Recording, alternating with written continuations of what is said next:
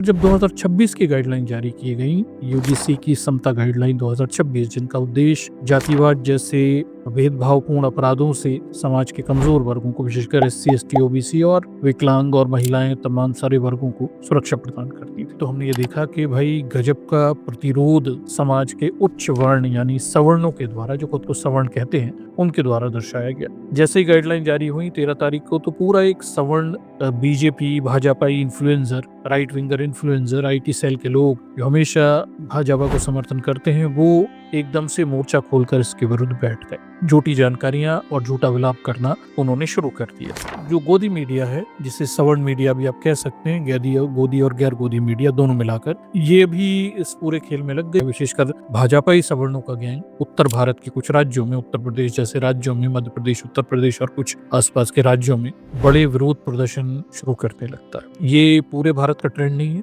ये भाजपा शासित राज्यों का ट्रेंड है, जहाँ पे बड़े विरोध प्रदर्शन हुए। गैर भाजपा शासित राज्यों में कोई बड़े प्रदर्शन इसके नहीं दिखते। दक्षिण भारत से भी कोई बड़े प्रदर्शन नहीं दिखते हैं, जो दिखाता है कि भाई ये जो मामला था, ये भाजपाई सवर्णों का ही विरोध प्रदर्शन था। बात सिर्फ इतनी सी है कि ये कम लोग हैं, पर इनकी आवाजें ज्यादा बड़ी दिखाई जाती हैं इनके नंबर से। इन सब सवर्णों ने, भाजपाई सवर्णों ने विशेषकर, तमाम सारी सीमाएं लांघ डाली। इन्होंने गाली गलौज करना शुरू करी। इन्होंने दलित पिछड़ों को, एससी, एसटी, ओबीसी को इस गाइडलाइन की एवज में धमकियां देनी शुरू करी, गाली गलौज शुरू करी, अपमानित करना शुरू किया।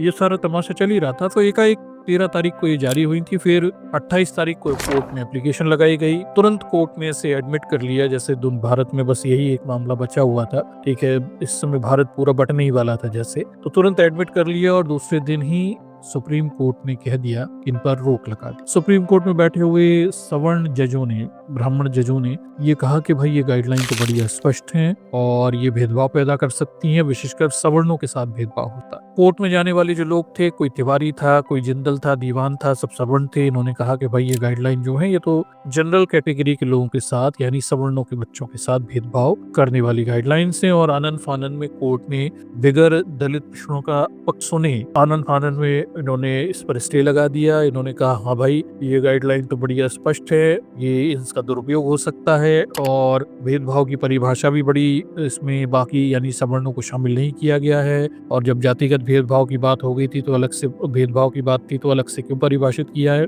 ऐसे कुछ कारण बता दिए कोर्ट ने और स्टे लगा दिए। अब देखिए इस पूरी पॉलिटिक्स को थोड़ा समझिए कि 13 जनवरी को लागू किए गए, 28 जनवरी को कोर्ट में ये गए। पूरे 15 दिनों तक सवर्णों ने रंगा नाच किया, जाति सूचक गालियां बची, एससी एसटी को अपमानित किया, मोदी को उसकी जात को लेकर अपमानित किया। भले ही हम मोदी समर्थक नहीं है, लेकिन जातिगत दुर्व्यवहार के तो कोई भी करे उसका विरोधी करते हैं, किसी के भी साथ। बाकायदा समाज के जो कमजोर वर्ग हैं, आरक्षण है, उसको लेके एससी एसटी ओबीसी के साथ मीम्स बनाए गए, खूब गाली गलौज और बदतमीजी हुई। खुलेआम अपनी जातिवाद का प्रदर्शन इस देश के सवर्णों ने पूरे उसमें किया। सरकार ने पूरे 15 दिन तक इन्हें खुला छोड़ दिया अपने जातिवादी व्यवहार को प्रदर्शित करने के लिए। ना कहीं पुलिस आई, ना इन पे डंडे चले, ना इन्हें रोका गया। सब खुलेआम ये करते रहे और उसके बाद खुद को पीड़ित भी दिखाते हैं ये लोग, और ये खुलेआम नंगा नाच करते रहे और सब तमाशा होता रहा। उसके बाद हम ये देखते हैं कि भाई ये ड्रामा 15 दिनों तक चलता रहता है और वे बहुजनों को लानत मलानत दी जाती है।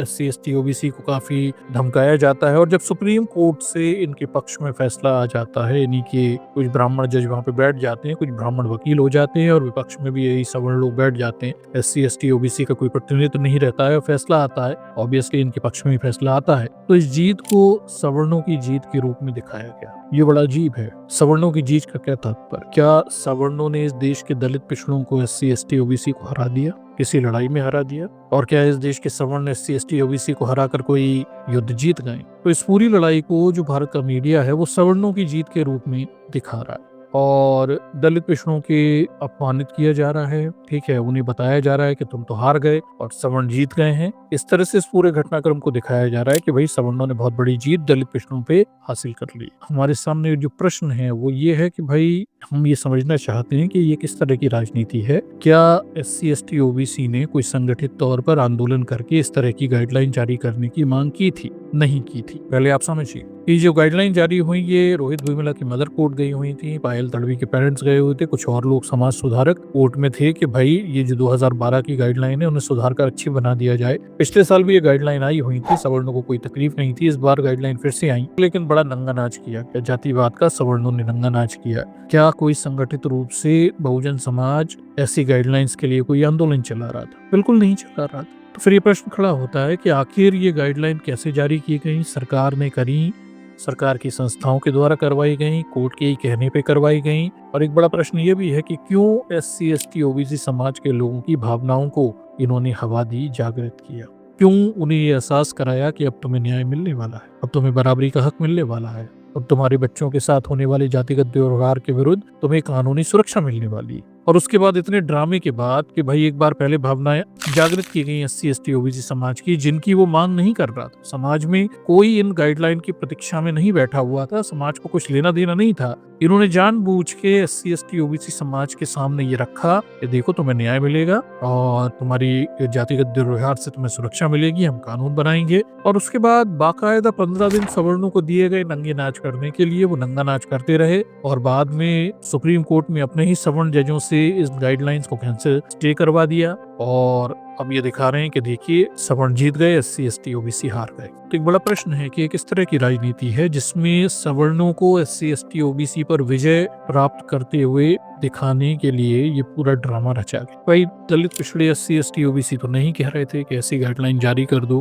कुछ समाज सुधारक और कुछ मुद्दों पे मामला चल रहा था, पिछले 9-10 सालों से पेंडिंग था, कोई समाज में कोई बड़े आंदोलन भी नहीं हुए। फिर ये पूरी राजनीति ऐसी रची क्यों गई? क्या सवर्ण समाज की उस भावना का तुष्टीकरण करने के लिए रची गई जिसमें वो मुसलमानों के यानी अब्दुल के पंचर टाइट करके तो 11 साल में खुश हो ही गए, अब ये जो SC ST OBC इनके भी पंचर टाइट करके सवर्णों को खुश करने की कोशिश की? बड़ा प्रश्न है भाई, आखिर इस तरह का खेल खेला क्यों गया? पहले आप समाज की भावनाएं जागृत कर देते हो, फिर उन्हें सवर्णों से हरवा भी देते हो, अपने ही सवर्ण भाइयों को वहां कोर्ट में जज बनाकर, और फिर इस जीत को सवर्णों की जीत के रूप में दिखाते हो जैसे SC ST OBC पर सवर्ण जीत गए हों। अरे हजारों सालों का शोषण का इतिहास है, तुम तो पहले ही सत्ता व्यवस्था पे सब पे कब्जा करके बैठे हो। और ये किस तरह की राजनीति है जिसमें अपने ही समाज के कमजोरों पर जीत कर ये समाज खुश हो रहा है? सवर्ण आकर किस चीज पर खुश हो रहे हैं? नाली साफ करने वाले, जूते सिलने वाले, गटरों में उतरने वालों के बच्चों के हक अधिकारों को छीन कर ये अपनी विजय मना रहे हैं। क्या ये विजय है?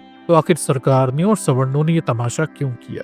13 तारीख को ये गाइडलाइन जारी हुई और इस देश के सवर्णों को अगर आपत्ति थी तो ये 14, 15, 16 तक कोर्ट में चले जाते और 17, 18 तक तो ये सस्पेंड हो जाती। मतलब ये पूरा 15 दिन का समय दिया गया सवर्णों को कि तुम खूब बदतमीजी करो, खूब गाली गलौज करो, दलित पिछड़ों को अपमानित करो, और उसके बाद कोर्ट से तुम्हें जीत दिलाकर विजय मनाने का, गुलाल फेंकने का भी हम मजा देंगे, इनका मनोबल तोड़ने का पूरा मजा देंगे तुम्हें कि भाई दलित पिछड़ों के मनोबल तोड़कर वो विजय हासिल करने की खुशी जो जिसके लिए इस देश का सवर्ण समाज तरस रहा है, जिसके लिए इस देश के सवर्ण समाज ने ये बीजेपी की सरकार बनवाई है कि ये मुसलमानों के साथ दलित पिछड़ों की स्क्रूटाइट करी। तो इस खुशी को देने के लिए ही क्या ये पूरा ड्रामा रचा गया था? पूरा मौका दिया गया सवर्णों को कि आप खूब अपमानित करो, 15 दिन दे रहे हैं, खूब मजे उठाओ, खूब गाली गलौज करो, बदतमीजी करो, सड़कों पे उतरो, तमाशा करो, ना किसी पे केस होगा, ना किसी पे कार्रवाई होगी, कुछ भी बोलो, जाति सूचक गालियां बको, सब करो, कुछ नहीं होगा तुम्हारा। तुम तब भी पीड़ित बने रहोगे, दलित पिछड़े तब भी आरोपी बने रहेंगे, और सब कुछ करने के बाद जीत तुम्हारी ही हो। दर्शकों, ये एक बड़े गंभीर से प्रश्न है कि भाई ये सब क्यों रचा गया, इसकी जरूरत क्या थी, इतना समय क्यों दिया गया, और कोर्ट से ये सब सुलझना था तो ये तो 14 तारीख को भी सुलझ सकता था, 15 तारीख को भी सुलझ सकता था, और सरकार को भी ये ड्रामा करने की क्या जरूरत थी? सरकार इससे बहुत पहले, इन गाइडलाइन को जारी करने के पहले ही सरकार चाहती तो स्टेक होल्डर्स जो होते हैं उनसे बात कर लेती। ये गाइडलाइन जारी आपने की, इससे पहले ही आप सुप्रीम कोर्ट को दिखा लेते ये गाइडलाइन के भैया देखो ये नई गाइडलाइन बनाई हुई है, आप संतुष्ट हो तो बता दो। सुप्रीम कोर्ट चाहता तो सवर्णों को और स्टेक होल्डर्स को बुला लेता और वहां पे इन गाइडलाइन को लेके ऑब्जेक्शन जो भी करना वो कर लेते। पूरे SC ST OBC समाज को अपमानित करने के लिए 15 दिनों तक ये तमाशा करने की आवश्यकता आखिर थी क्यों?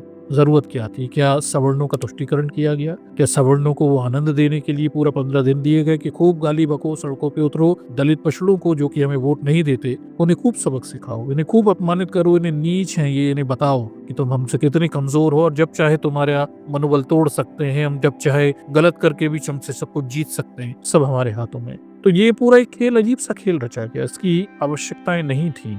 शायद दलित पिछड़ों को अपमानित करने का इरादा था, शायद सवर्णों को मौका देने का इरादा था कि इन दलित पिछड़ों को अपमानित करके इनका मनोबल तोड़ दो। किस तरह के प्लान थे हमें नहीं पता, किसी को नहीं पता कि ये सब क्यों घटा, जबकि इस सब पे बहुत पहले रोक लगाई जा सकती थी। लेकिन फिर भी इस पूरी घटना को 15 दिनों तक घटने दिया।